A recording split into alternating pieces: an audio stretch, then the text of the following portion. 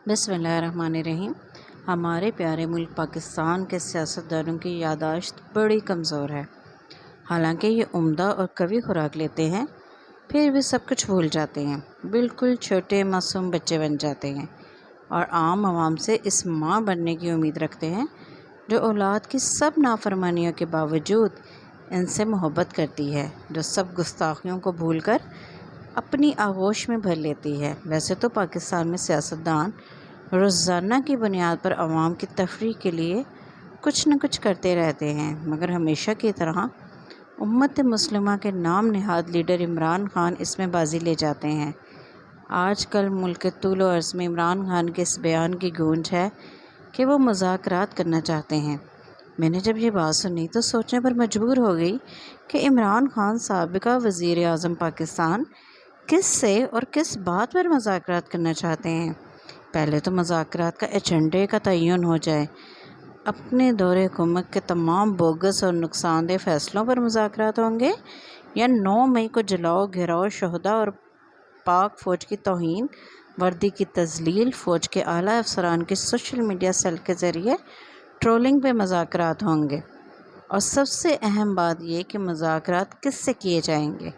क्या नवाज शरीफ से, कि जिनके घर के नीचे खड़े होकर सिर्फ इन्हें नहीं बल्कि बेटी बेटों को, बच्चों और आने वाले मेहमानों के सामने गंदी गालियां दी जाती थी? यहाँ पे शहबाज शरीफ से, जिन्हें शोबाज कहा जाता था और जलसे में खड़े होकर कहा गया था कि कपड़े ना उतारना, तुम्हारा जिस्म देखकर हम डर जाएंगे।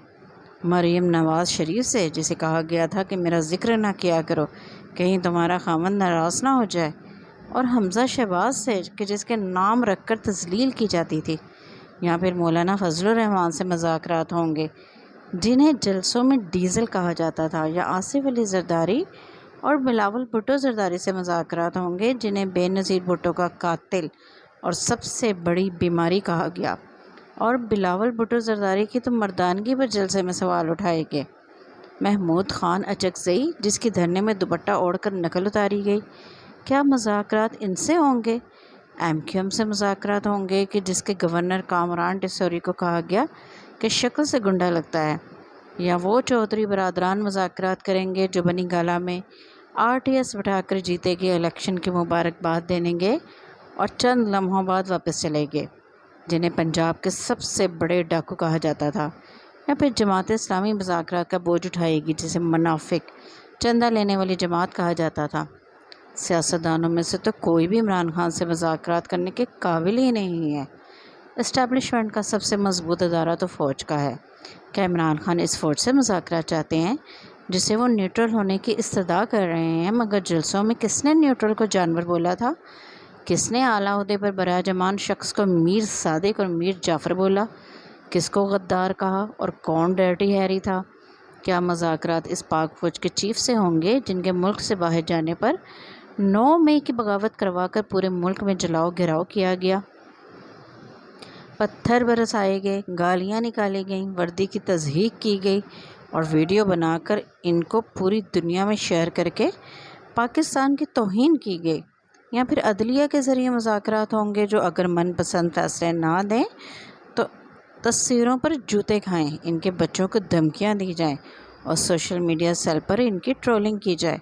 जहांगीर तरीन और अलीम ख़ान से ये मुज़ाकरात होंगे, जिनसे किचन के खर्चे से लेकर इनमें से एक को नाअहल करवाया और दूसरे की तज़लील की। चलें सहाफ़ियों के ज़रिए मुज़ाकरात कर लें, मगर एक को बापर्दा तवाइफ और दूसरे को मर्दों में घुसने के ताने मिले।